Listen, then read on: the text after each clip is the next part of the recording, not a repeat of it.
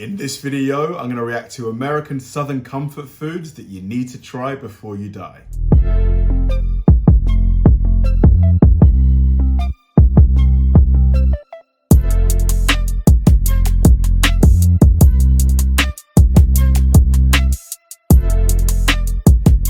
Hi guys, and welcome to another episode of Kabir Considers. This is the place where I react to music, media, sports, anime, anything related to popular culture.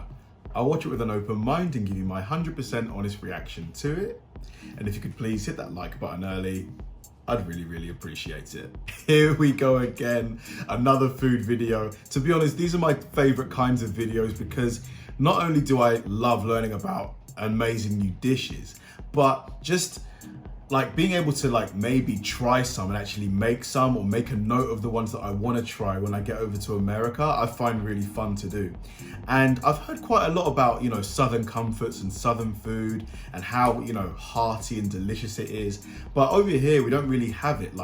I guess if I really tried, maybe there's a restaurant inspired by maybe the American South, but it's not going to be the real authentic thing. And obviously, like I've said a million times, next year I'm planning this trip to the States, and I definitely want to, go down south, try some of these authentic dishes. But I think a video like this, thanks to whoever it was that recommended it to me, is going to be really useful and helpful in actually the ones that look the most appetizing to me, like something with a lot of meat in it, a lot of strong flavors, just something like that. And I'm sure I'm going to find a few of those dishes here.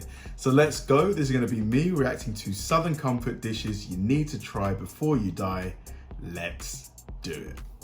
If you've ever lived in the American South, you'll know that the food down there is that jambalaya. It looks has its own unique identity, and it's absolutely delicious too.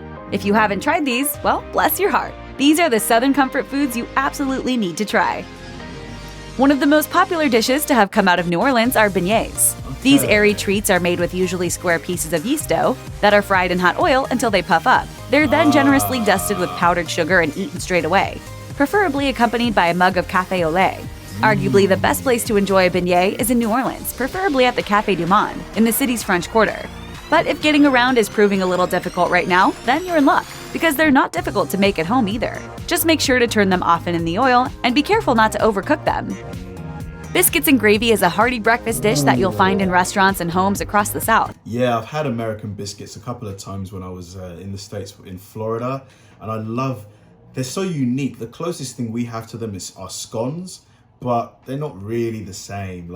Biscuits have this kind of nice, savory type taste. It's really unique. The soft, flaky biscuits are smothered in white gravy, which is made from pork sausage drippings, milk, and flour. The gravy is seasoned with black pepper and typically includes pieces of the breakfast sausage too, making it even more flavorful. The good news is that sausage gravy is easy to make at home, and there are plenty of different recipes available online. Failing that, you could pick up some of the ready mix packets at the grocery store, although you'll really want to try the homemade stuff at least once. Okay. As for the biscuits, if making them from scratch just isn't feasible, the Pillsbury ones you pop open and bake will work just fine. Just don't let a Southerner catch you taking those shortcuts. Okay, so boiled peanuts sound kind of bland compared to roasted peanuts, but don't judge a book by its cover. These are actually really good. They're made by taking raw peanuts and boiling them for hours in salty water over a fire until the shells turn soggy. These peanuts are then sold at roadside stands all over the South, where residents and tourists alike enjoy them, often with bottles of Coke or sweet tea. For what it's worth, it's usually best to munch on boiled peanuts outdoors, so you can easily spit out their soggy shells, because it's nearly impossible to crack them open with your hands. Of course, some people opt to eat these peanuts whole, shells and all, but that's one heck of an acquired taste. I guess if you eat the shell, you get maybe a lot of fiber, I guess.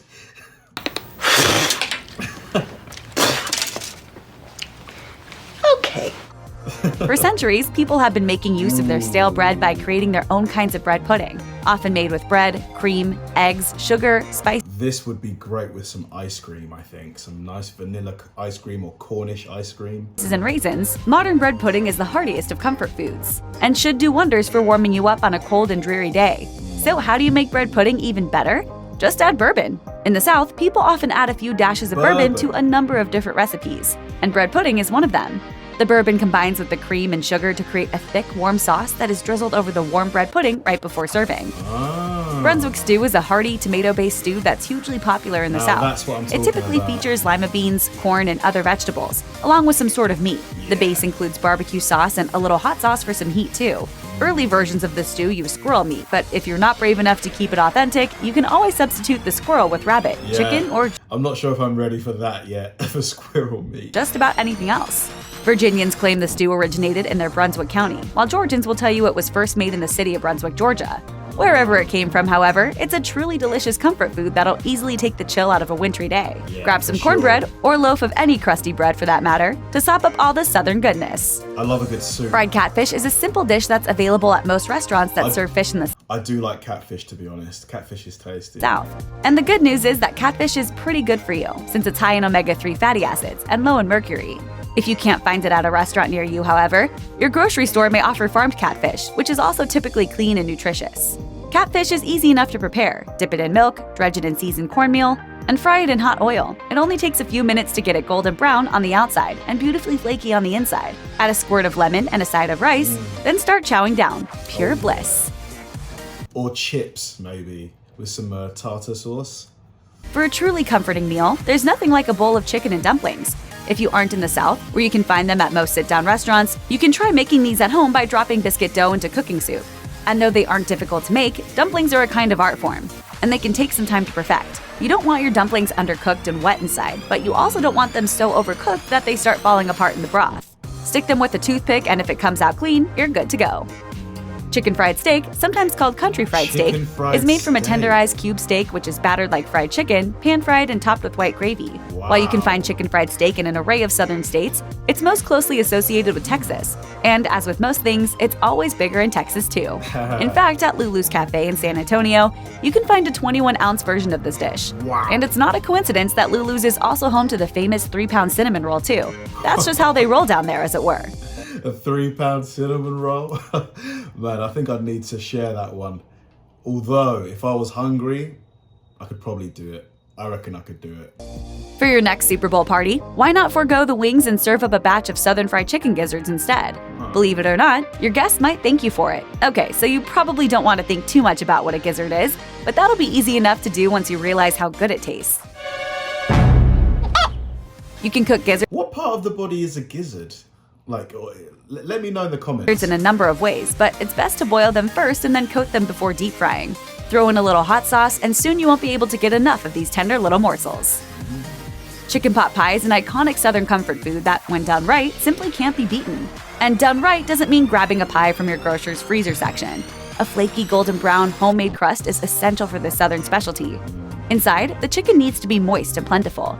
The vegetables must be neither too firm nor too mushy, and the gravy creamy but not goopy.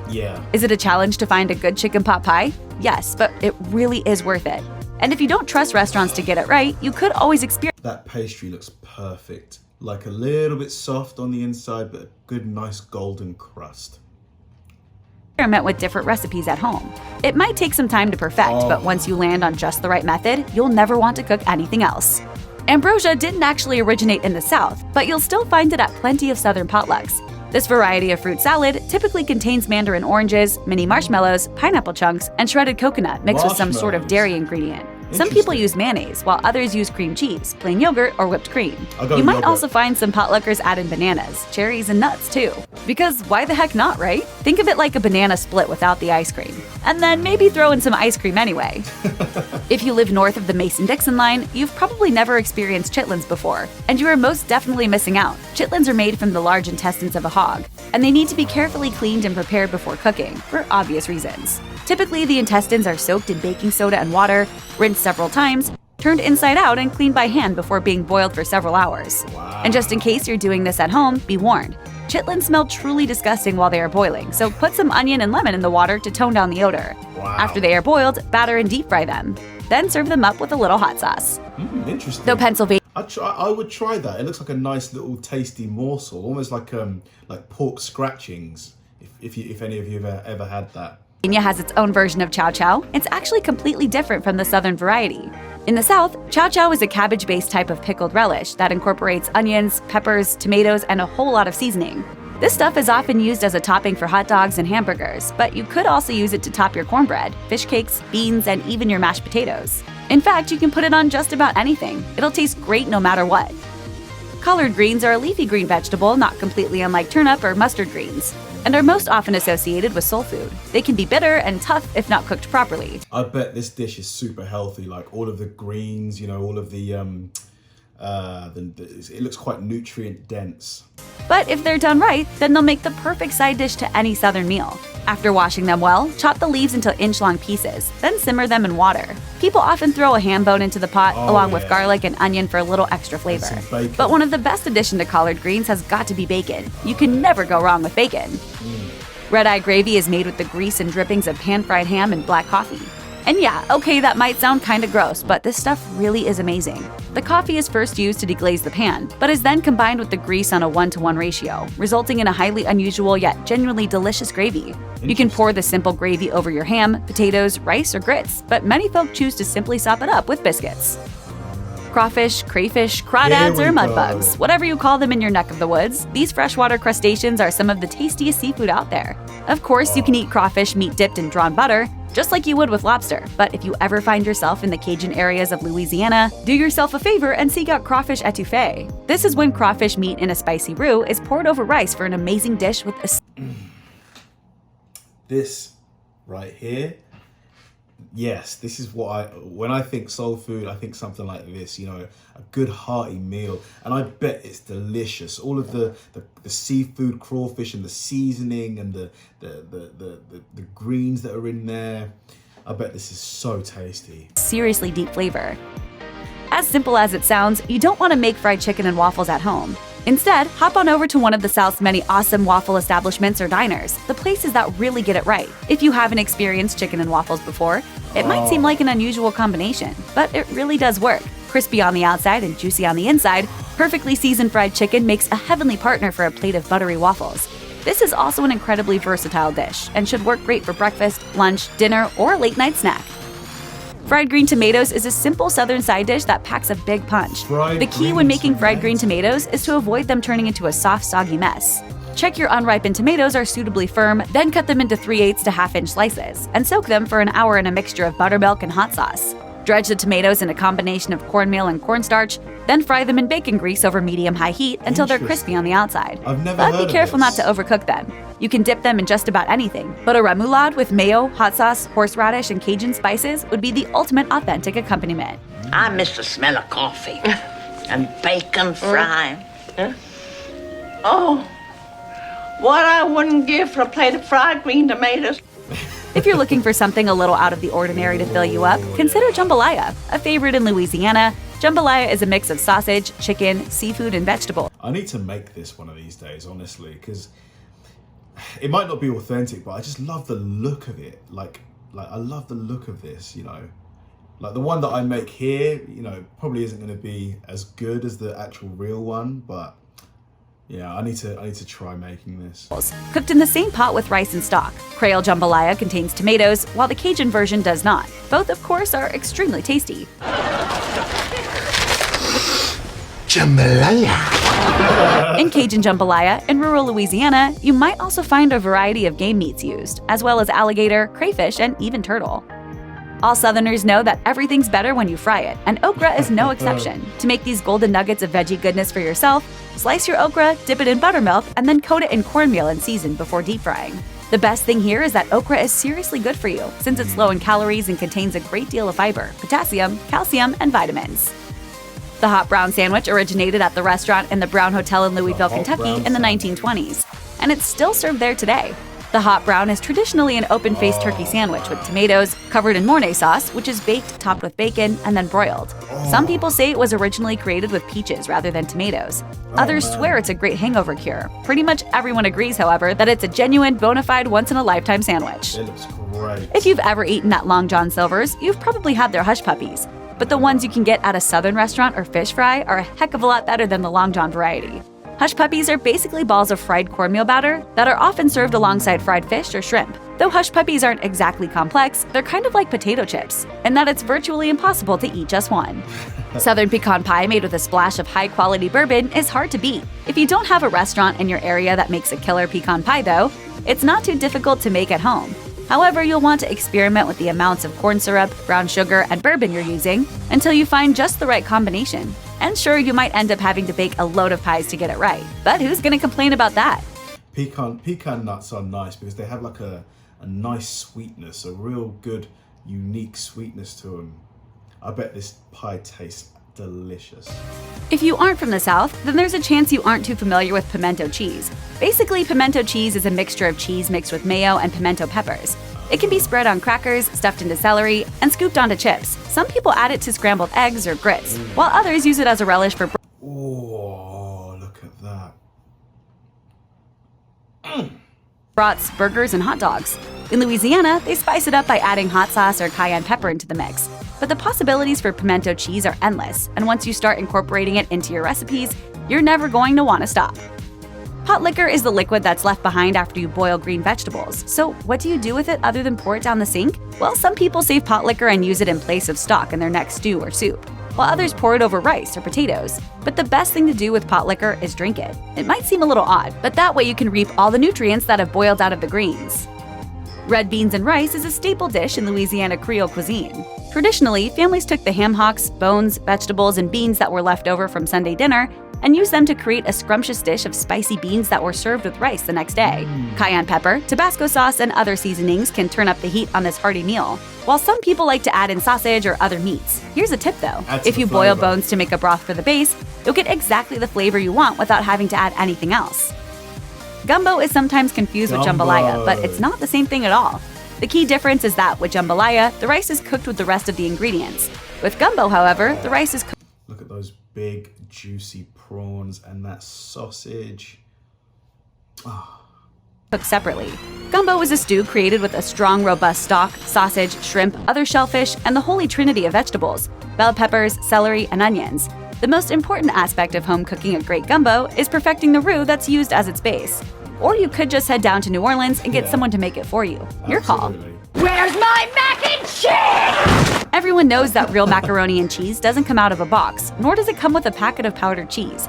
Real good old-fashioned Southern mac and cheese is a completely separate dish altogether. It's often created with the combination of cheeses, and you can use anything from smoked cheddar and Monterey Jack to Gruyere and Velveeta. Southern recipes usually feature heavy whipping cream, evaporated milk, or both, and the dish is baked in the oven until the sauce is creamy. Look how thick the crust is on that bowl of mac and cheese. And the top is crispy. No matter how much you love macaroni and cheese, you've never really tried it until you've had it in the South.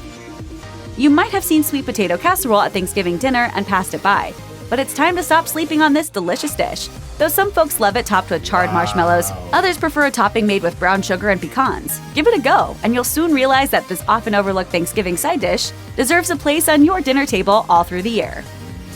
Check out one of our newest videos right here, plus even more MASH videos about your favorite food. Oh man, if I had to pick my favorites, I would have to say the gumbo, the jambalaya, the mac and cheese, and the chicken fried steak. I know I'm forgetting a couple of them, but they just all look just rich in flavor, you know, just hearty, just good food, you know what I mean? Food that after a long day, you could just tuck into that meal and, you know, you just feel great afterwards. You just want to sleep.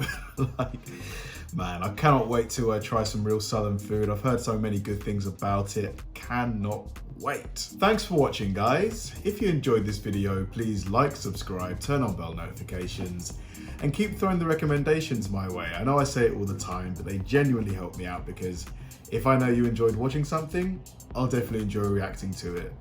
So like, subscribe, turn on bell notifications, keep throwing the recommendations, and I'll catch you in the next one.